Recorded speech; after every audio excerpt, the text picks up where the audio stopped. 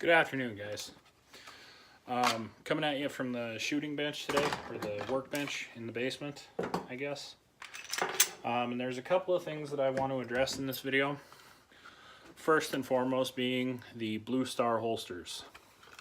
Still an excellent holster. I really like it. But one of the comments that I got in the Bluestar holster video was that I didn't give a good enough look at it. So sorry for the crappy light in the basement, but there it is. Still a super good holster, really like it. It's very nice for everyday carry. This little guy right here, I had to make that little modification on my holster, and I'll go over that here in a minute. But just take a look at this holster real quick.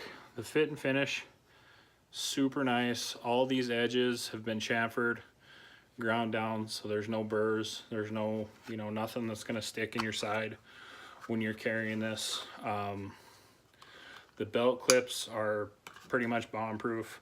You actually have to try to remove this from your belt. You have to actually go at it with two hands. And one of the comments that I made, and I think it was the Crossbreed Super Tuck video about my old Blackhawk holster, was I went to draw that one time and I ended up pulling the whole gun, the holster, the whole 9 yards right off my belt.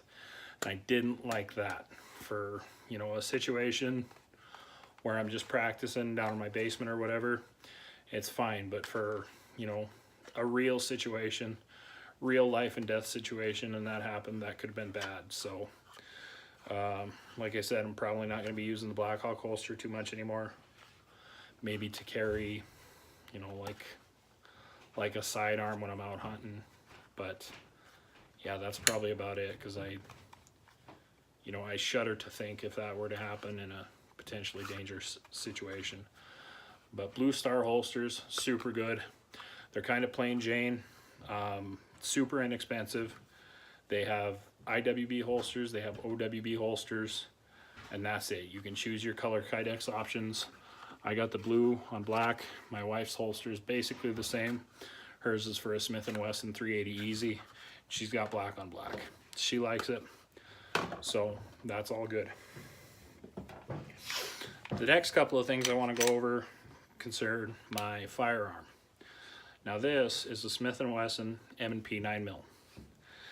I want to show off the slide first and foremost. I don't know if you can see it real well in the light there, but I just got this back from Cerakote on Thursday. Very, very nice job. James at Mon Tactical, if you're watching this, super happy with the gun. One of the things I wasn't happy with when I got it is the color fill on the slide. It made it look like a toy gun. He took care of that right away. Did the battle worn red on the slide. I like it. I like it a lot. Another thing right here, slide cover plate, Transformers, baby. Booyah. Got that from Hive Technologies, as well as the extended mag release. Both very nice features. The slide cover plate, just kind of a vanity thing, kind of a cool thing that I wanted to have on my gun. But the extended mag release, very nice. The factory mag release on the Smith & Wesson M&P, it kind of just blended into the pistol grip a little bit too much. And this one stands out a little bit, not only in color, but in feel as well. It's very tactile. It's got a waffle texture on it. Very, very nice feature to have, especially when you're doing, quick mag swaps and everything. Hive Technologies for the extended mag release and the slide cover plate. The extended mag release is ambidextrous, so you can flip it around to the other side. The last thing I want to go over on my gun is the trigger. That's the Apex Tactical flat face trigger. Very nice. I will say this though, if you're going to get the Apex Tactical trigger, or the Apex Technologies, Apex Tactical flat face trigger, have yourself a proper set of tools, have yourself a good set of punches, and a proper hammer. Myself, I was using some punches that were a little bit overkill for the job. There's one of them right there. nothing on the gun takes a 3/8 punch, but they're all that long.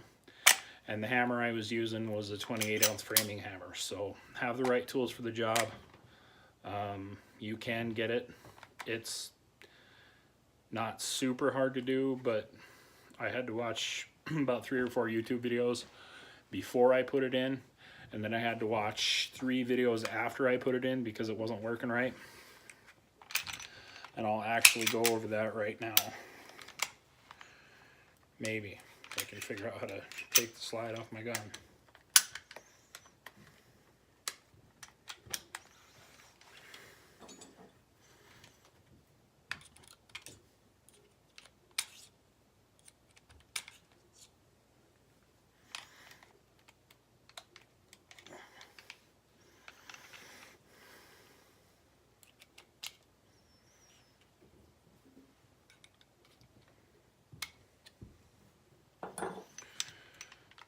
Sorry about that. All right. So right here, you can see this little piece of metal that goes from the trigger shoe all the way back into the sear housing. That's called the trigger bar. And on that trigger bar, there's a little candy cane shaped piece of metal. And that is actually what engages your sear and makes your gun fire. So after I switched out the sear and got everything all put back together, when I hit the trigger, let's see if I can get a good angle on this. It wasn't engaging that sear. So I had to dink around with that. I had to take it apart about 4 or 5 times and keep tweaking the little tail on that candy cane shaped piece of metal. So it can be done. It can be done in the comfort of your own home, but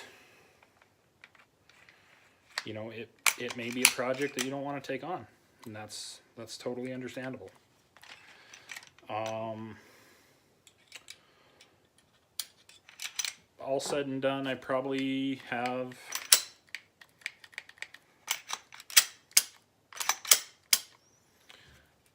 maybe about 2 hours into this gun between taking the old trigger off, putting the new trigger on, and then messing around with it. But once you have your gun apart and get all the pieces taken out and get the new trigger put back in, if you have to take it apart after that, it's pretty easy. You're pretty familiar with it at that point.